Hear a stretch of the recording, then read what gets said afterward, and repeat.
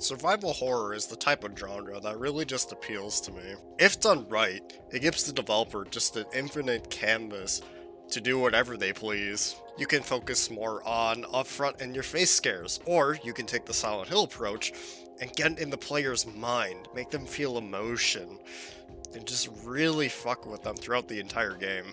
Also, the atmosphere and the set pieces these games can set up are nothing more than legendary, as well with the audio design and the soundtrack. Blend those all together, and you can make one hell of an impression on a player. With those things in mind, recently I stumbled upon a new survival horror game called Clea. How I had never heard of this game before.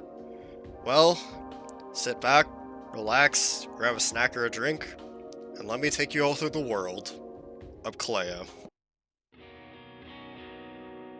Clea 1 was released back in June 10, 2019 with a tagline of being a jump-scare-free, skill-based survival horror game. I did mention earlier that I did not know about this game's existence up until now. The story behind that is my friend on Discord Cyber offered me to distribute the game on Steam and then screen share it over Discord. Seeing how survival horror games are up my alley, I accepted and was really happy to try this one out. So we're going to be taking a look at the entire game, chapter 1 through 6, all the secret chapters, and the true ending. You ready? This is, for real, Clea 1. We start off with a birthday celebration for Clea. Here we see Clea herself, her brother Edmund, and the maid Florine, until shit goes horribly wrong.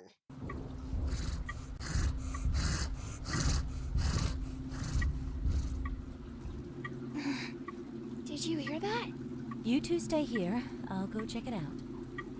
Yeah, because that's such a great idea, leaving two children alone in a mansion in a horror game. I'm sure nothing will go wrong. And yeah, you're pretty much just thrown right into the gameplay. So this is chapter 1. It's pretty basic, and it kind of just shows you the rope of the game, like any first level should. The main gameplay loop of Clea is to sneak around the different areas without getting caught. You traverse the area in a 2D space, going in and out of doors and across floors.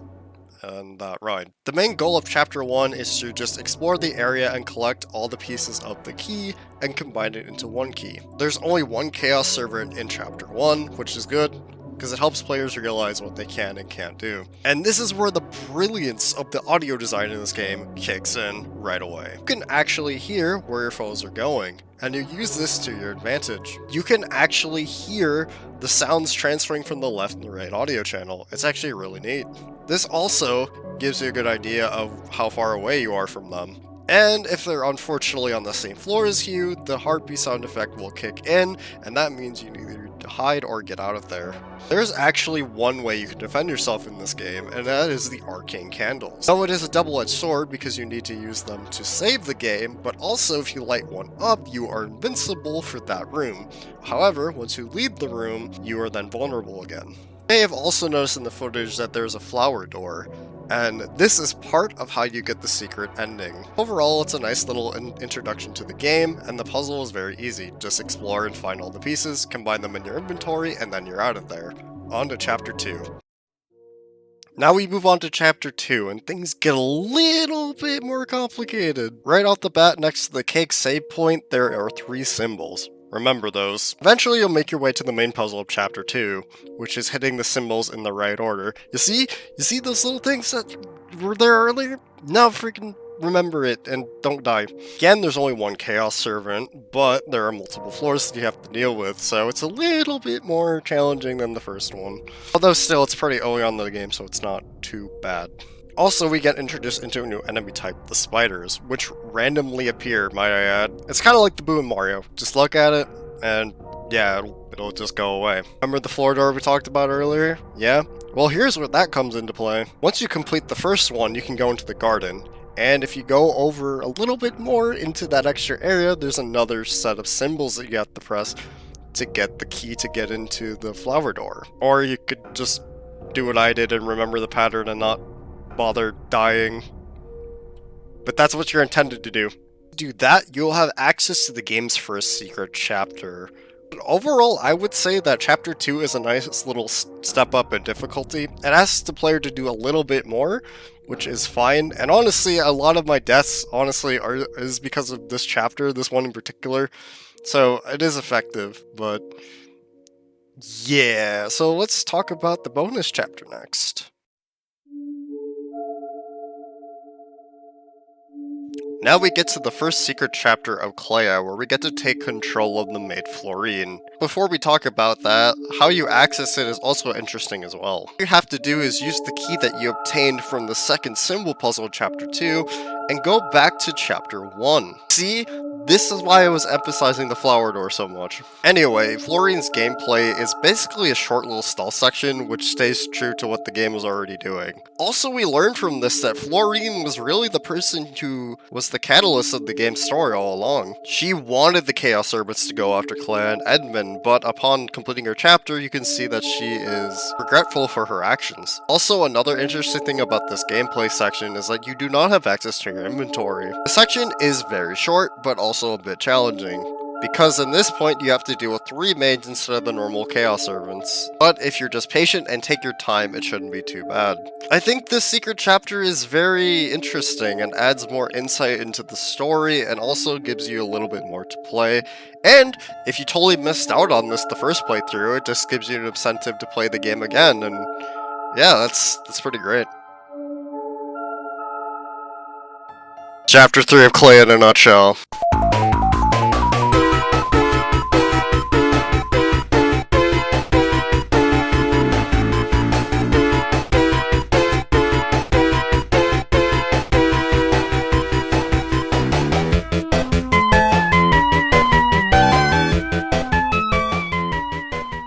Also, there's this. Oh, Divinity!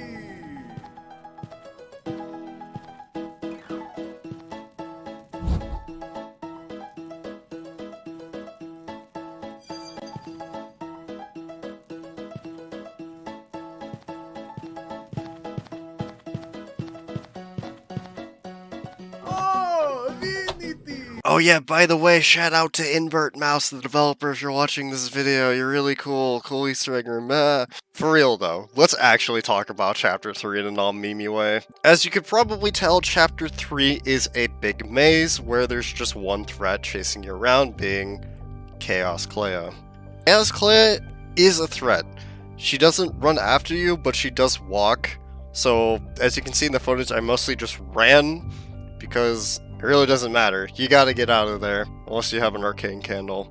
Also, the ambient music in this level also really just sells, like, how alone you are. It's just Clea against Chaos Clea. Big confusing maze, and you just gotta figure it out. It is definitely an interesting shakeup from the normal gameplay, and Chapter 3 kind of is an outlier throughout most of the game, to be honest with you. I swear every time I play this level, I'm always tense and on edge. Oh man, it's great stuff. Also, another thing I would like to touch on is that this level only has one cake right at the start, so you have to do this whole level in one run, which really adds to the pressure, especially if you don't have enough arcane candles to save. It's just really a good pressure point for the player. So yeah, overall I would say it's a nice change of pace and really just a kind of oh shit type moment in the game. So good job, good stuff. This game's great. So, you think you got the hang of Clea, right? The Chaos Servants aren't too hard. And then Chapter 4 happens. The main threat of this chapter is your own brother, Edmund. Isn't that fantastic? Also, he's invisible, by the way, so that too. Yay! So you may be like, oh fuck, how do I pass this? Well, this is how you do it. You have to go in 5 rooms and hit a series of panels on the wall in the correct order. It's very similar to what was going on in Chapter 2. Oh yeah, did I mention that Ed is invisible? Like, what? You can still hear his footsteps due to the, again, brilliant audio design that this game has, so that will definitely be your lifeline. Also, this chapter has another opportunity to unlock one of these secret chapters, which we'll be talking about shortly. But honestly, this chapter is quite the test of just patience and reflex and just coming to terms with the game's mechanics, because this is honestly one of the hardest things the game throws at you, and it's quite literally something else, man. Alright, so for Edmund's chapter, all you have to do is grab the key that's hidden behind a fucking bush. Edmund's secret chapter focuses on, honestly, just his relationship with him and Clea.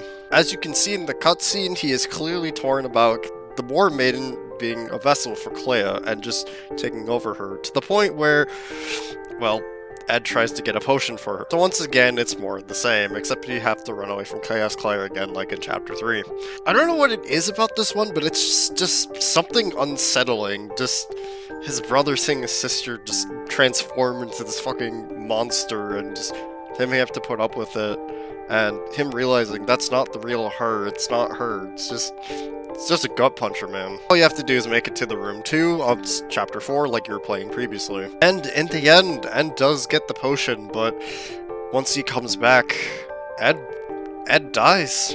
And what he says, honestly, I'll just let the game speak for itself. So give it up, monster. I won't let you lay a hand on her. She'll be mine soon enough. Ed? No, Ed! Even as a spirit, I'll protect you for as long as I can, sis.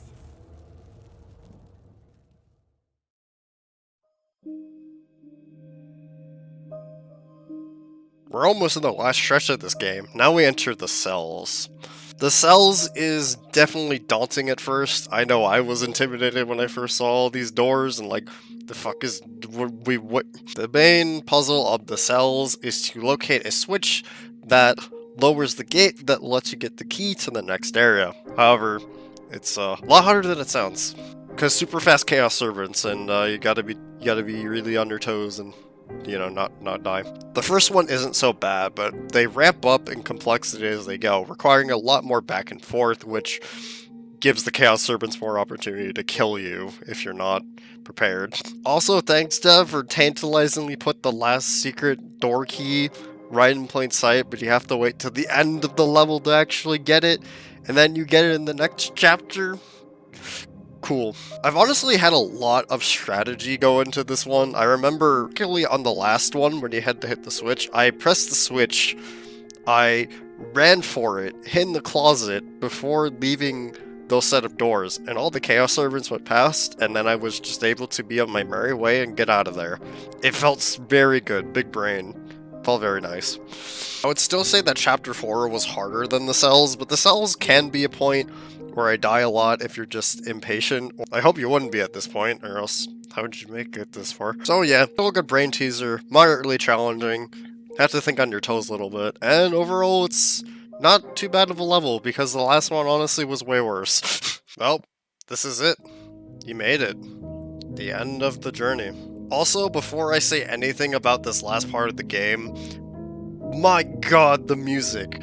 I have it playing as the background track, but I'm gonna let you guys listen to it real quick, because it's just emotional as fuck.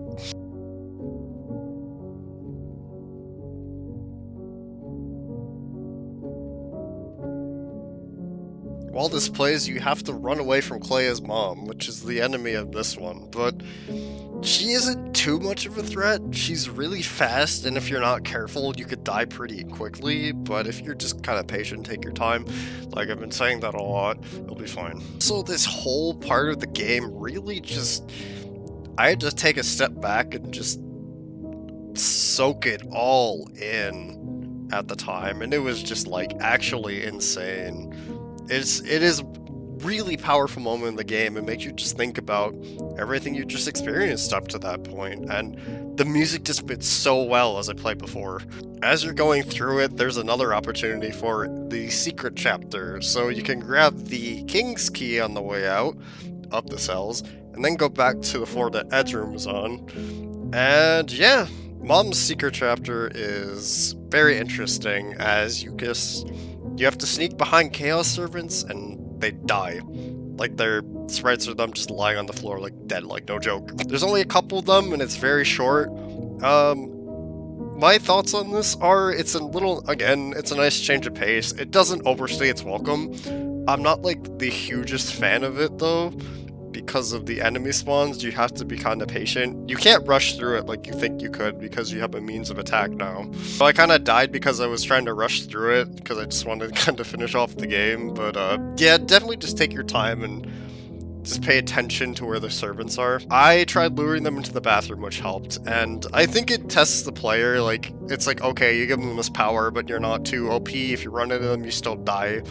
So it's okay. I mean, yeah, it's like, it's there. It gives more context also to the story as well. After that, yeah, you just retrace your steps. You go through chapter 4 and the maze, and then you go through the courtyard door. And then, finally, we get the ending of Clea. Once you're outside, you effectively have two choices. You can walk to the left and kill yourself and get the bad ending, or you can walk to the right and try to resist chaos. And the dialogue interactions between Clea and Chaos Clea here are great. You're my precious vessel. We'll never be pulled apart. Come along then. I'll guide you away from the path of chaos. Don't kid yourself. Mom, Dad, Ed, Florin, how well do you truly know them? Clea, I doubt you even know yourself. You're wrong. Mom, Dad, Ed, Florin, they accepted me for who I am. Now it's my turn to accept you. No more running away. I'll always love you, always forgive you. You. So come along, War Maiden. Together, we'll find peace. And effectively, yeah, Clea embraces the chaos side of her and tries to just move on with her life and improve it, and it's great. Also, if you don't complete all the secret chapters, you'll get the incomplete good ending, where Chaos Clea is trapped within Clea, and it is assumed that Chaos Clea has more power over Clea, dooming her to give in. And that was Clea, the whole game. Holy fucking shit. I had a fantastic, emotional, tense ride with this game. There's so many things it does well. The atmosphere just being tense, having enthralling and just exciting gameplay, and just things that I like about survival horror are represented well in this one. I would say if you're into the genre, definitely give this one a whirl. It is totally worth doing. And well, yeah, that's gonna do it for me, guys. Hope you liked the video. Feel free to comment or like, subscribe if you want. Feel free to say anything in the comments you want, or talk about your own experiences with the game. And yeah, hope you enjoyed. Sign off. See you in the next one. Don't kid yourself. Mom, Dad, Ed, Florin, how well do you truly know them? Clea, I doubt you even know yourself. No, that's wrong!